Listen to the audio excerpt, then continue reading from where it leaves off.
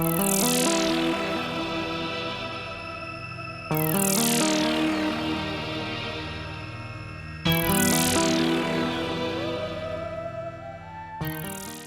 today I have with me again Mr. Dave Sonic Clarke. How you doing, mate? It's been a while. I'm very good. Very good, thanks. Yeah, it has been. Yeah, been keeping well. Yeah, not too bad at all. Not too bad at all. Yeah, I mean, I had a bit of crappy news earlier on in the year, being made redundant and Oh, all right. that kind of stuff. But no, it's all good. I've managed to sort myself out another job, so Awesome. I'm all good again. So back doing the YouTubing and Twitch streaming and all that kind of stuff, because I enjoy it. So, but Dave, you've been on this show before, and I think Yes.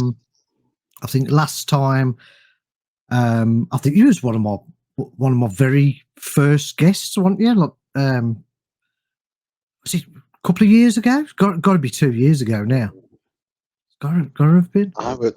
Yeah, probably. Yeah, Yeah. thereabouts. Because I think this is I think you're like about in your 30s now for this. Like for the number of podcasts you've done now, aren't you? Yeah. And I think I was like number sort of between 5 and 10 or something like that. I Yeah, think. So, something like that. yeah, it Yeah, must have been. early Yeah, it must days. have been a Yeah, couple of years. which was brilliant. It's And flown by it. it really has. It really has. And I know we went into your like history of like starting off of being a Spectrum gamer and a Spectrum programmer, and I think at that time you'd not long finished a game called Impossible on Yep. the Specky, and I think you got your website up and running. But I think today we're obviously gonna fast forward 2 years and see what you've been up to. So just as a quick introduction for you, how did you start your programming adventure? So if we go sort of back pretty much to the start, to when I was a kid, my sort of dad got a Spectrum, and I had no idea how to use it. It wasn't like it wasn't like a console. You just plug something in, switch it on, and you're good to go. You had to like sort of type stuff in or type commands to load stuff. It loaded from an audio cassette. I'm like, this is weird. So I thought, well, let's try and understand some of this. So read the manual, didn't know that there were any other like books and stuff out there to sort of buy. I didn't have a clue. So I just went by the basic manual that was with it, the manual on basic as well, and sort of started to understand, okay, line numbers, this is how line numbers work, how statements are, what they are, commands, etc. And then picked it up from there. But because I didn't really have much exposure to what was out there, like resource wise, I didn't really progress past basic. And the only ever, I suppose, exposure to machine code was via some magazines typing in. So I could type in all these data statements, like all this hex code and stuff. And they were just numbers. I'm like, how do these numbers translate to instructions? I just didn't get it. I didn't understand. So I'm like, so that's as far as my knowledge went at the time. So then fast forward a few years to about like maybe 8 years ago, about 8, 9 years ago, and I found just via a Google search, I found AGD. So okay, game designer. So I found that, but I just found just the individual file on its own, no documentation. So I've downloaded it, loaded it up. I'm like, okay, this looks like it might have an interpreter of its own. So it's like another language to sort of learn, a high level language into it. So for example, you would put sprite up and it would automatically go and do the assembly to do that, but you only had to type sprite up and it would move it 2 pixels up. And I thought, oh, this is a good start, almost like compiled basic kind of thing. So then I used that and I got familiar with that. but still not knowing any assembly at this point. But with AGD, it had commands that you could actually use to run some assembly. So if you say put some assembly like in a font file, for example, because it had a font editor. So if you edited the font in a particular way, you could give certain characters values which would translate as assembly. So you could effectively run assembly from AGD. It would let you do that as part of AGD itself. So I learned a little bit of assembly, but I still didn't really know what I was doing. Like load up the accumulator with this and this register with that and flags and all the rest of it. I'm like, still don't know what I'm doing in terms of assembly. I mean, I got the gist of it, but I didn't know the language at all. So that was a bit sort of scary to say the least. Um, but I'd since then I'd sort of looked at stuff online on websites and tried to understand how assembly did actually work, and I got the general gist, but it never really sank in. And then probably about three-ish years ago, thereabouts, must have been 2.5 years, well, probably 2.5 years ago, I bought a book, and I think it was from one of the Spectrum groups, and on Facebook, and it was Spectrum Machine Language for the Absolute Beginner. Um, and when I leave the house to do the school runs to pick up kids from school every day, I sort of go and park up early just to avoid all the anxiety of going late and trying to find a parking space. And I took the book with me. So I was reading it for about a good half hour each day, um, for a period of a few months, sort of like 3-4 months. And it just started to click because I actually had a physical book in front of me, and I'm like, this is that, and I can refer to that, and this is the machine code. So this is what the instruction would be in like decimal. I'm like, oh, okay, so 201 is like a return. I get it. Right now it makes okay. So I understand what they were trying to do in the type ins with all these data and hex statements and whatever, or hex values. And then I sort of got myself a dev environment, a very basic one. I just downloaded the SJSM Plus, and you basically write your assembly in like a text file, if you like, pass it to SJSM Plus, it assembles it into the binary, and then you run the binary. Um, so I eventually figured out how to create next executable files, and then yeah, just went from there. So I had a platform engine which I was writing in Next Basic, um, and I'd got that working, but I wanted to try and speed it up a bit. So at this point, I sort of conversed with Chris because I've done a couple of things for him, like website related. Um, and he said, "What else are you working on?" I said, "Well, I'm doing this platform engine in Basic at the moment." I said, "But I'm trying to transition some of it over to assembly piece by piece. So I'm sort of learning as I'm doing it, but also to get it all running in assembly to get the best possible performance I can get out of it, squeeze every last ounce of performance." Um, so he said, "Well, I've actually had an idea for a game." And I said, "Well, I've had an idea for a game." We spoke, and it turned out to be 99% the same idea. Um, and then during that process, I started to transition everything else to assembly, learning about how all the like the layers worked, because you've got layers now in Next on the Next, which you never had. Becky didn't have anything in terms of that. So yeah, it's just been going upwards ever since. It's been fantastic learning experience. Oh, brilliant, brilliant. So we'll obviously talk about where you're going with that in a second. But before we do, I was just looking at your um, your website, which you've got up and running, which is retrobeachman.com, and you've also got some radio stations on there now, haven't you? Can you let us know what radio stations you've got running? Yeah, so I've got Crash Radio and Zap Radio. Hmm. So Crash Radio, it started off as ZX Spectrum Radio, um, and Chris messaged me. So I think I had it running for about, at this point, probably about sort of maybe 2 3 months. And Chris messaged me and just said, "Oh, hi, I've seen your Spectrum Radio. Um, would you be interested in it being part of the Crash family? So it to be sort of Crash Radio.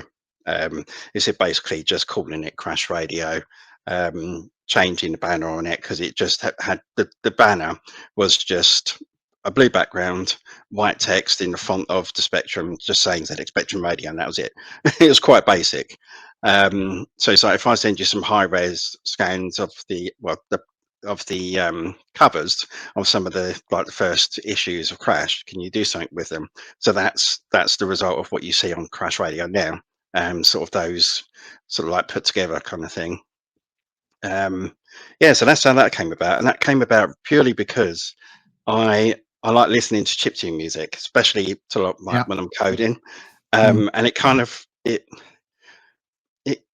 of sort of not gives me inspiration, but it it sort of clicks a certain part of my brain to like, right, okay, so I can do this, do that.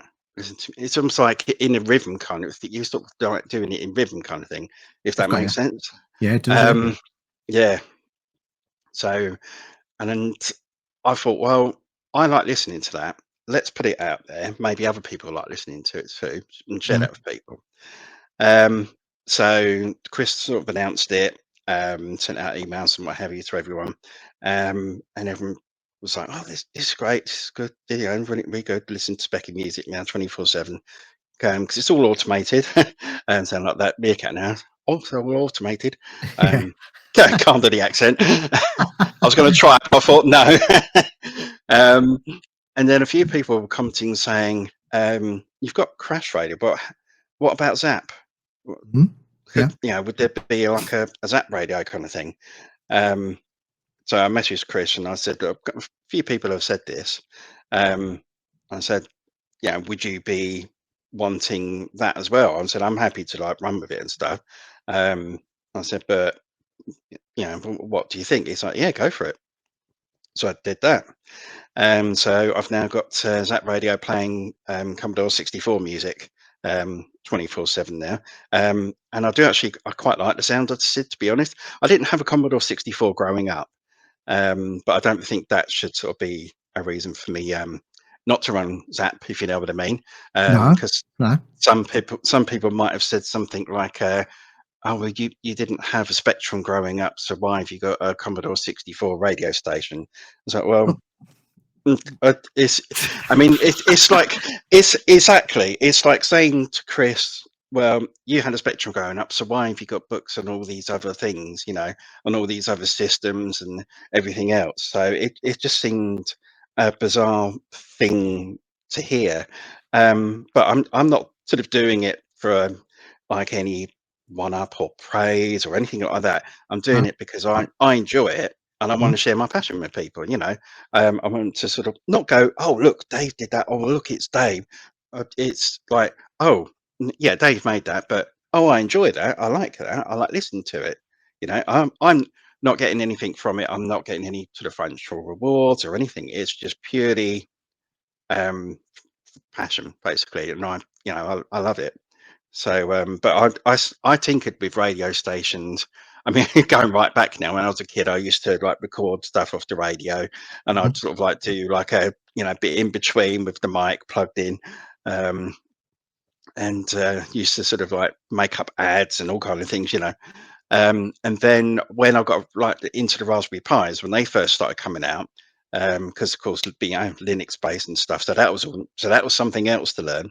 Um, and I started tinkering with radio stations on that as well, learning that, oh, this whole system, this basic Raspberry Pi, this small tiny computer with very limited resources, can actually run a radio station really well. So I had a local radio station in the house.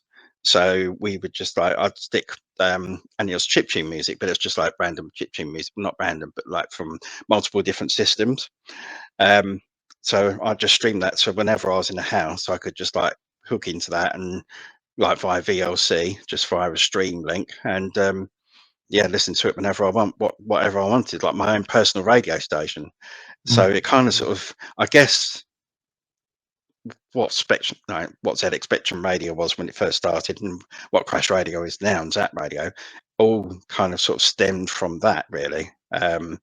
And that sort of, yeah, I want to do this. I like listening to this, and then let's put it out there for others. Others might want to listen as well. So Yeah, yeah, absolutely. I mean, um, I did the same. I remember having a little tape recorder, same as what we use for Speckies, recording like the theme tune of Airwolf or Night yeah, Rider or something because I absolutely yeah, loved it, and then just listening it back and I remember having one of those little thin mics, and friends would come round and we, we'd muck about with a mic and record ourselves. yeah, And great fun. yeah, it was great fun. But yeah, it got to be, oh, I don't know, well over 20 odd years ago. I mean, I was listening to radio stations like Slay Radio Yeah, and Radio Parallax. So I've always liked chiptune music and remixes as well. I've always hmm liked a lot of the remixes that some people have good done. remixes out there. Yeah, um, and I never had a Commodore 64 as a kid. They were too expensive. My cousin had one, and that's how I was introduced to the 64 was via my cousin. Yeah, a But couple of my mates have one, so I did play on them, and I thought, oh, these are cool, But yeah, obviously, but I had, my parents had a Specky, so mm, that's what I used. And if they got a Commodore 64, I would have used that. yeah, So it's not a case of, oh, they got a Specky, I'm only going to use a Specky, or I want a Specky, I'm not going to use anything else. It's just like, this is cool, I like this. And once I got the hang of it, I'm like, this is great, it's brilliant. A computer that you can play games on, but you can also program to do whatever you want. It's yeah, brilliant. yeah.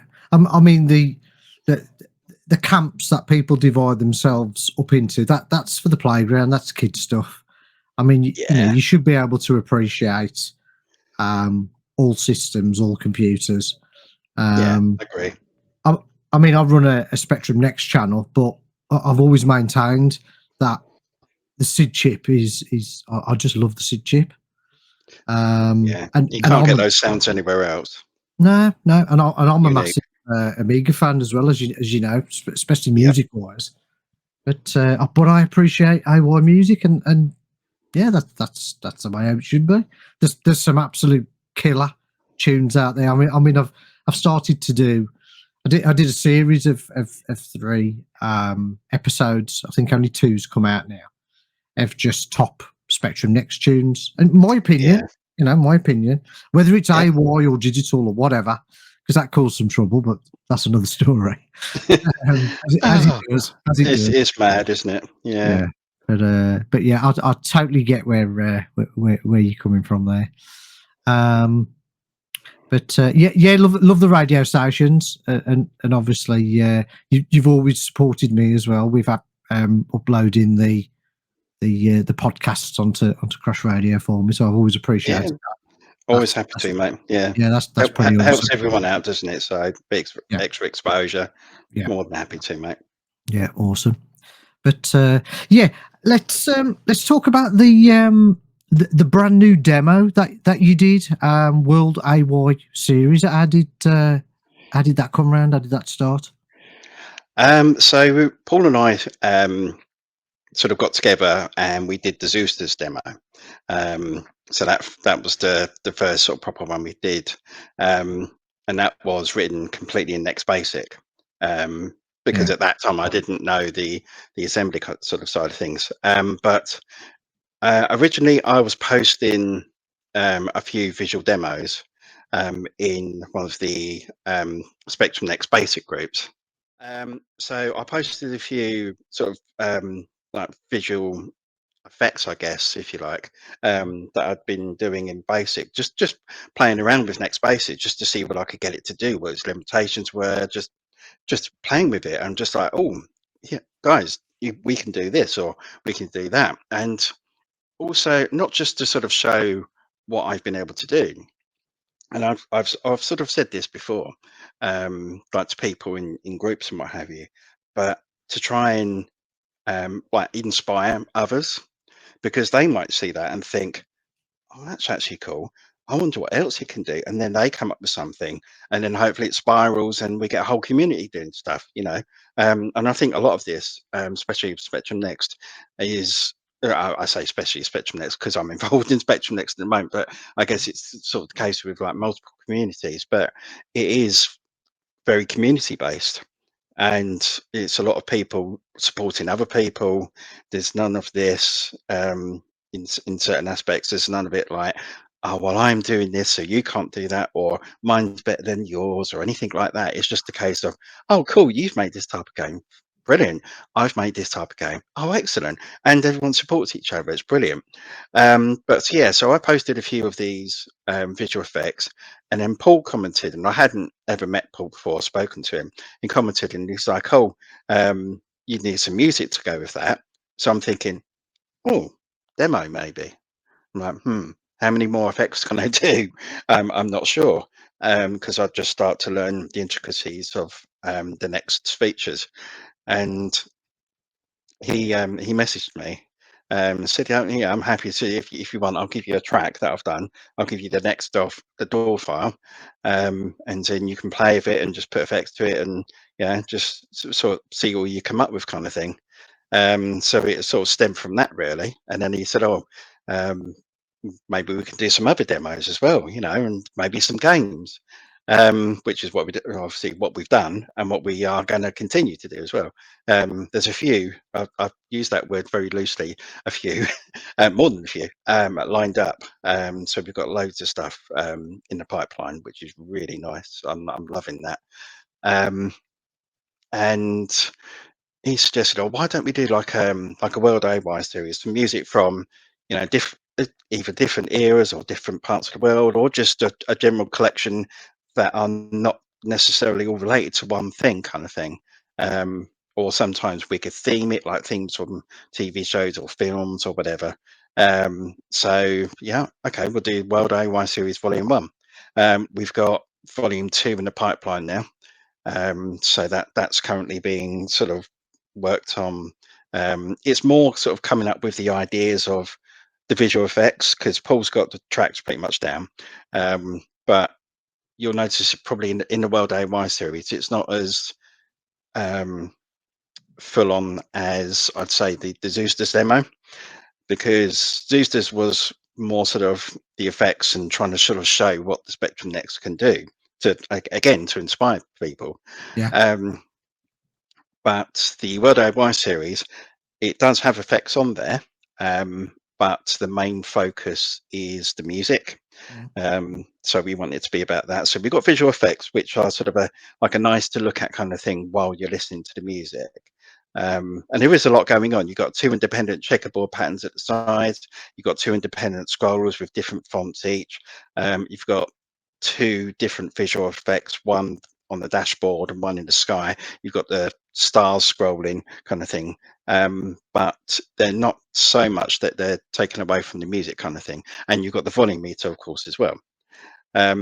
So yeah, so we're going to sort of do. I, I won't give too much away, but we're going to do Volume 2, and it's going to be a little bit different.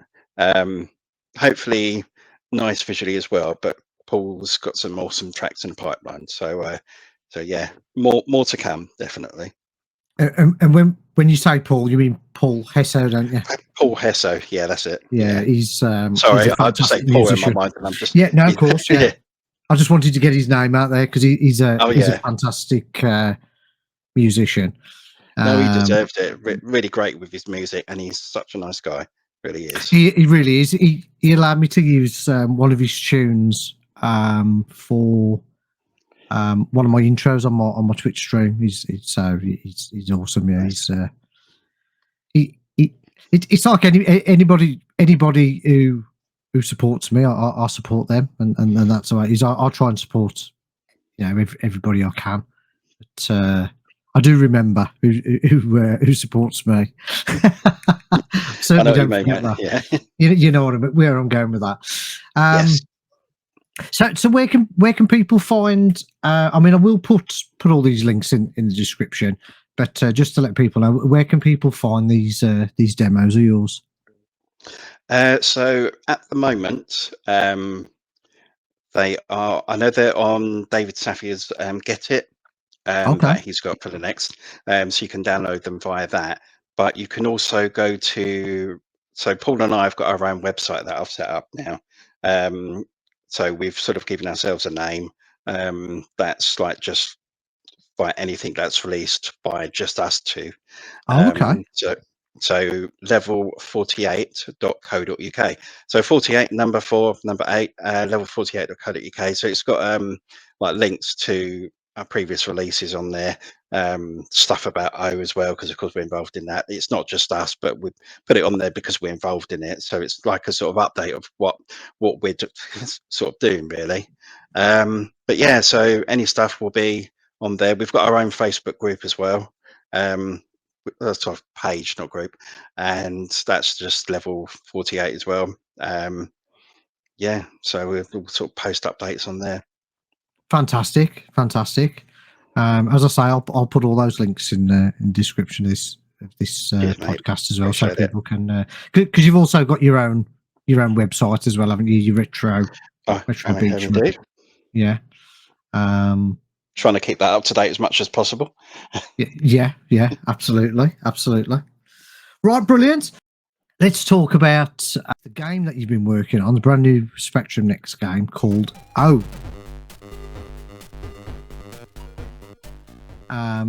You being the programmer, and we've got Simon Butler who has done all the graphics, and the graphic art. Paul Hessow's done the music, and I think Chris Wilkins did a lot of the testing for you. Is that right? Absolutely, Yeah, yeah. yeah. And Simon did the game design as well, with sort of input from all of us. Yeah. Right. Okay. So it's Yeah. not, Let's make yeah. sure So we get that in it's for him. yeah, absolutely. So as much as I've sort of, it's weird because as much as I've coded it, Yeah. when I play it, it's still like playing a brand new game. So I know how all the mechanics work, so I can sort of bounce around the screens.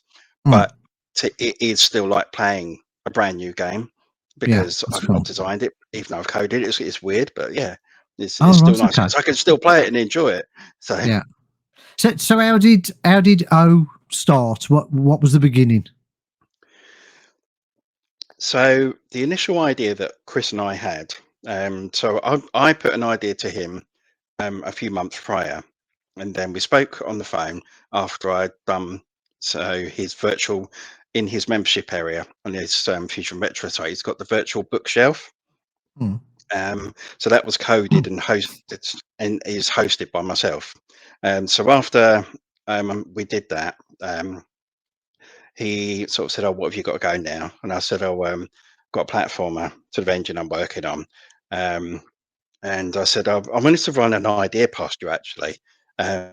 So I just sort of brought that idea up again, and it was basically like going around crash towers, collecting crash mags that have been sort of littered about or something like that, and just collecting them all. Basically, there was no real sort of storyline, I guess. There was no m- sort of extra sort of things like doors or anything like that. It was just a case of it's a very basic idea.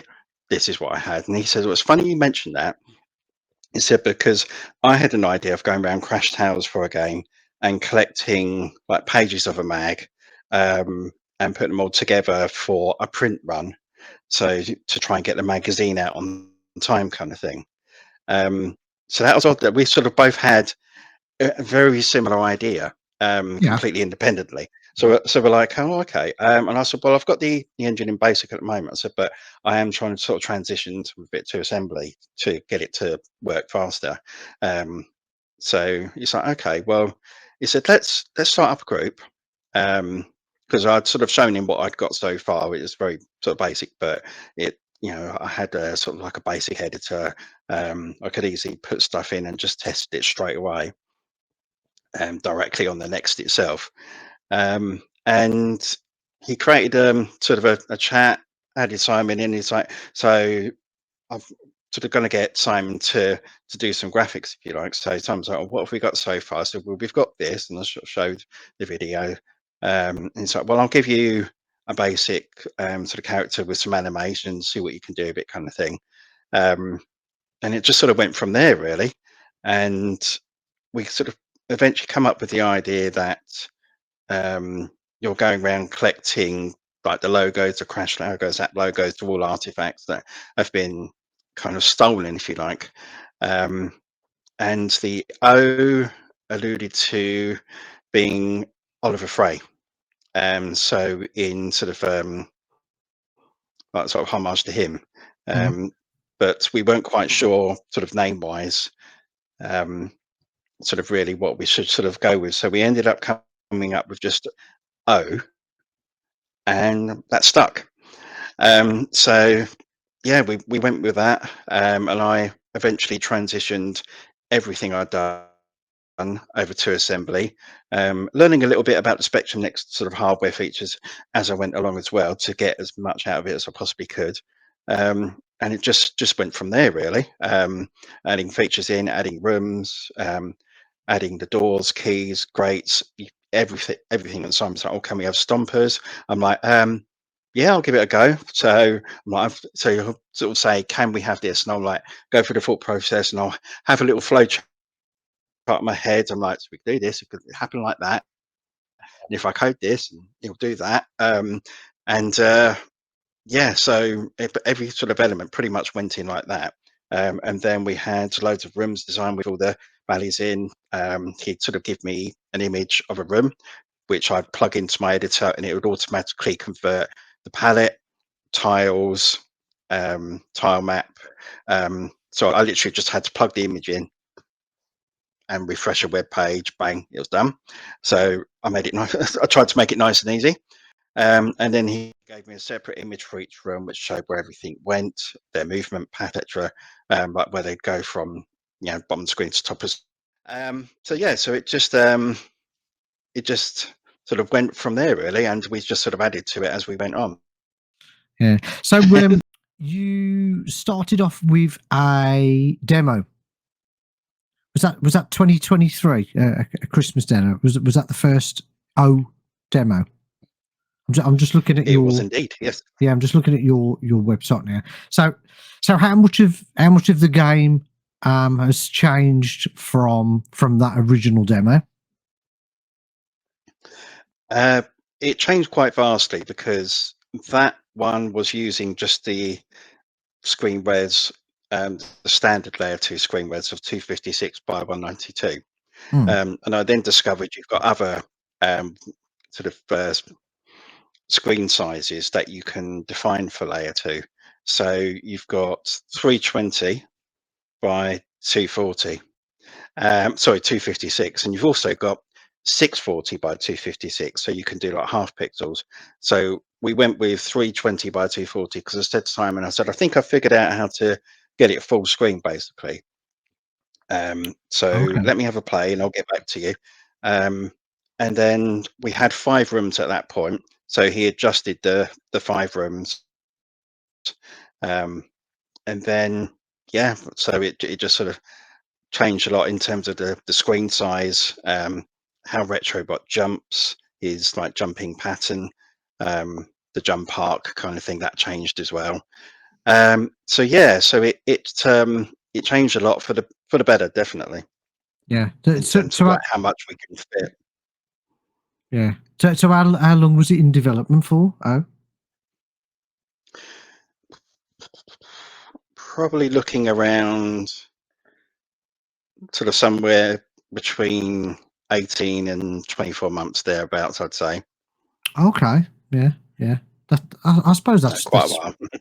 It sounds quite a while, but for the quality of the game, I would expect that. I would definitely. And what's the reception been like of the game so far? It's it seems to be quite positive. I mean, I said this to Chris. I said it all seemed to be getting some good feedback on the game. People seem to be liking it, which is good. Yeah. And he said, "Stop being modest. We're getting some effing awesome feedback." And I'm like, Yeah, you Okay. have no name. Yeah, yeah. But yeah, it does seem to have been received very well. We're getting some great reviews coming in. Mm. Some great reviews in mags. There's going to be a review. I think not in the next Retro Gamer, but in the Retro Gamer after that. Okay, that's There's good. going to be it's going to be reviewed in that as well by Andrew Fisher. So Right. yeah, so Okay. watch out for that. Yeah, But will yeah, do. I'm quite taken back by it, to be honest. So Mm. I'm really pleased that people like it. Oh, that's good. That's good. I mean, I've only played the demos, and I certainly can see that you know the hard work and the quality there. I mean the fact that you've gone from basic to machine code in a couple of years. I mean, that just blows my mind, mate. So you've done an incredible job there for Thank that you. type of game. Obviously, you've got Simon Butler at the helm with the graphics, and you say he's done a lot of the game design as well. Yeah, so part Yeah, of what he does, he's sort of game designer as well. So he's designed the layout of the rooms, all the yeah, puzzles, and some did need to be sort of tweaked here and there. yeah, But you would only find that out from actually playtesting it. yeah, So it was like, yeah, but he's done a fantastic job with the design. yeah. I It's mean, made a really good game. from what I've seen so far, that shows. And at the end of the day, Simon still plays games, doesn't he? He plays a lot of indie games, as far as I know. Yeah, And uh, and to me, that's important because it's all right designing games, but if you don't play games, I don't know how you can transfer that over to actually designing a game in a team.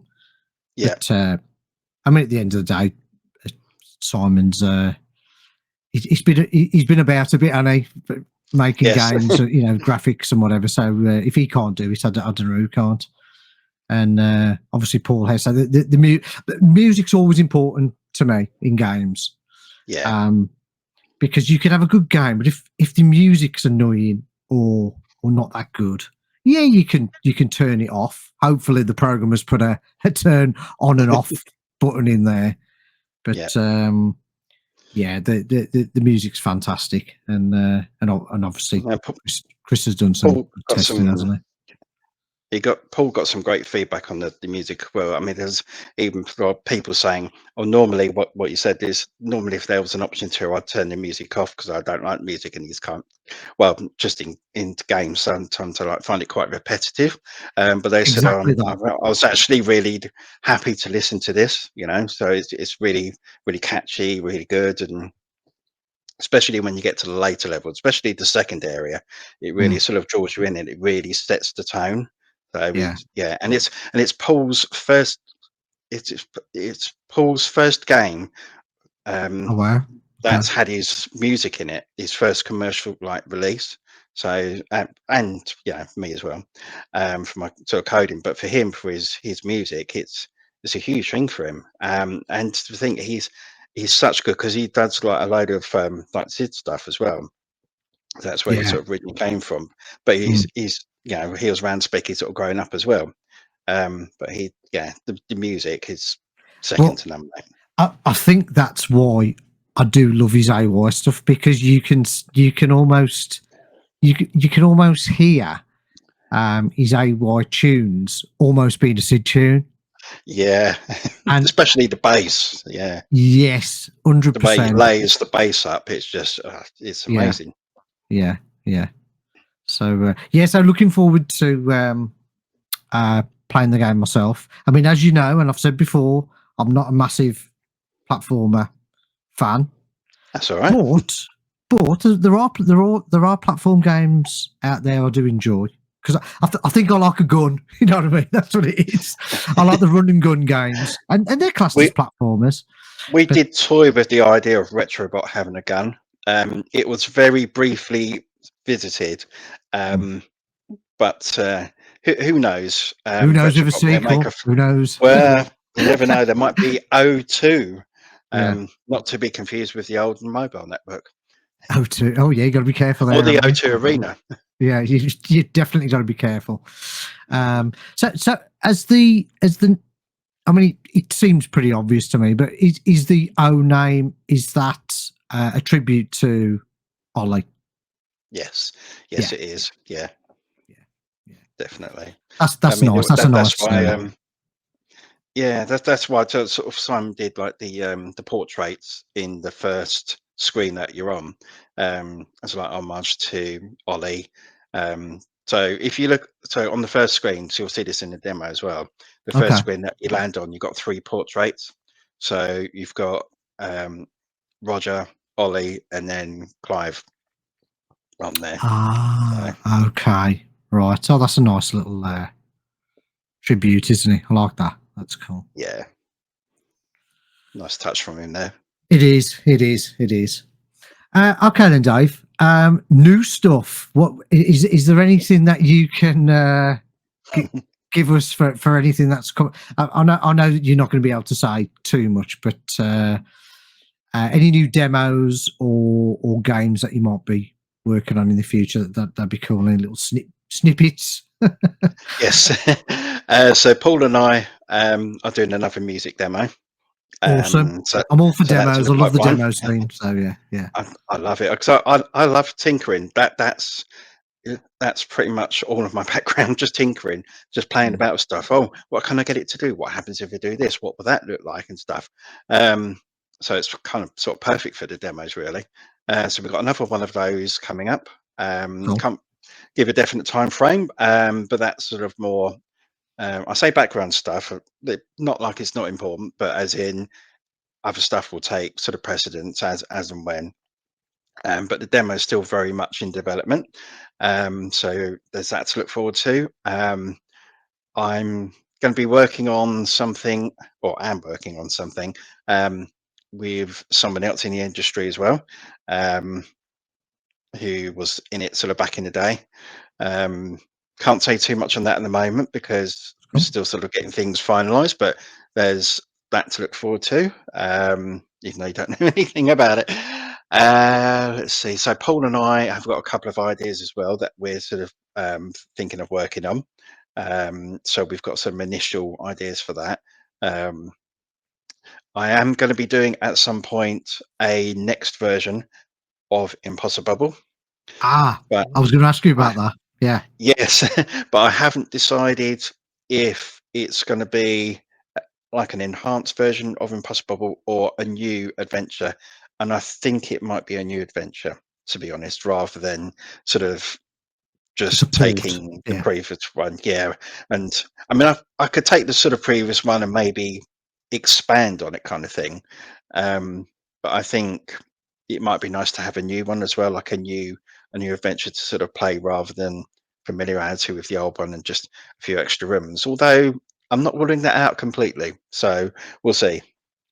But yeah, there's definitely a few things in the pipeline. And there is another game that I'm going to be working on with Simon again, which will be, um, yeah, I guess a remake, probably the right words, is going to be a remake of an older Specky game because Chris has got the sort of rights to new generation software games. So he's got like 3D Monster Maze, Cliffhanger, Trash Man, etc. Um, so it's going to be a remake of one of those to start with, and we'll sort of see how that sort of gets received, and then work on a few others hopefully. So Wow. we'll So see. it's exciting stuff. Then it's good to Mm, know that that we've got people like yourself who are involved in the next scene and keeping that scene alive and programming games and it's really good to know because at the end of the day without the software the machine dies, doesn't it? yeah, yeah, no, definitely. I mean, I love doing it. I mean, it's great. I've always wanted to do it since being a kid. Mm, Always, it's yeah. I love the idea of just getting it to, like I said, with a computer, getting you can get it to do whatever you want, um, and just get it to, tweak it and make it the sort of best you can sort of make it. And I've always wanted to like earn a living from it, but I absolutely love doing it.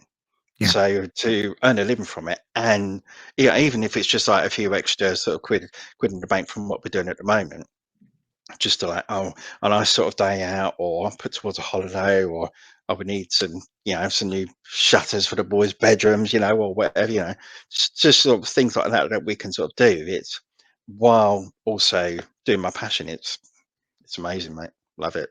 Yeah. It's good to see some quality games and software coming out, because Yeah.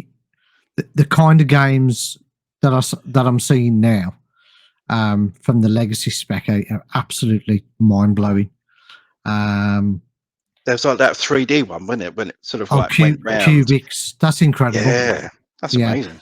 on one of my last Twitch streams, I did the whole, was it RGB competition or something? I think Simon Butler was one of the judges on that, All right. and there was some real good, outstanding games on there. There was that Cubics.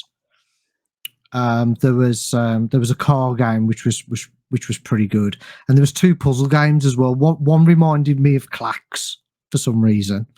Just the presentation of that blew me away, and there was one like Columns as well. Yeah, Yeah, there was I like the match games. yeah. Oh, and what was that other one? There was one that reminded me of one of the Zosia games. You're like a woman character in it with red hair. I can't think of what the name of the game's called now. But again, I'm like, this is on a legacy spec. I know it's 1 to 8K, but yeah, mind blowing. So with The stuff way they're like that, pushing it, oh it's amazing, isn't it? Yeah, yeah, they're still pushing the limitations of it. It's almost like the more time goes on, the more you're getting out of it, kind of thing. And yeah, the system isn't changing. It's the no, same system that they're doing it for. It's amazing. yeah, I'm yeah. loving I mean seeing all of it. that Cubics engine's a game changer. Absolutely. Oh yeah. Yeah, you Do could you argue that it's remember? just one color and all that, but Yeah, it's what it's doing. It's on a spectrum. it works. A lot Yeah. of games were like that, weren't they? Monochrome, but it works for it. I mean, do you know that game? Oh, was it? Seen it on Steam. I think it's Fez or something like that. Oh, And I it's a love Fez. similar, Yeah, love Fez. Yeah, yeah, big fan of it's that. just Yeah. similar kind of idea, isn't it? With the way it sort of like turns Yes. around on the 3D thing. So as soon as I That saw that, I'm was like, this looks like Fez almost. But that was a very clever game. That was very clever.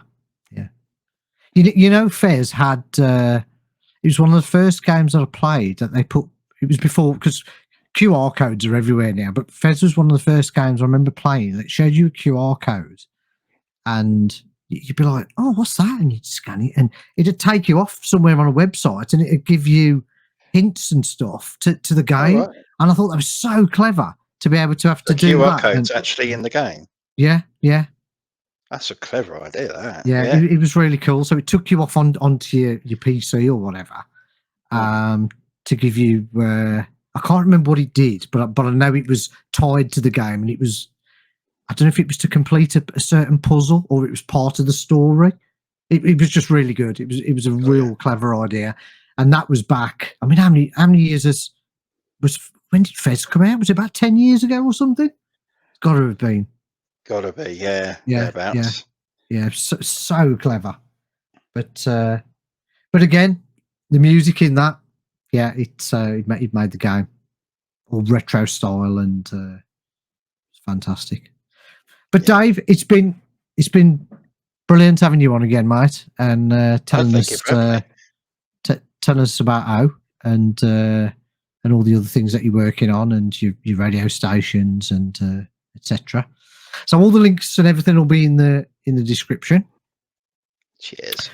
Thank you And very much. again, thanks for agreeing to do the podcast today, mate. It's good to see you. I'm glad you're well, More than happy to, mate. Thank you for having me. and I'll speak to you soon. Cheers.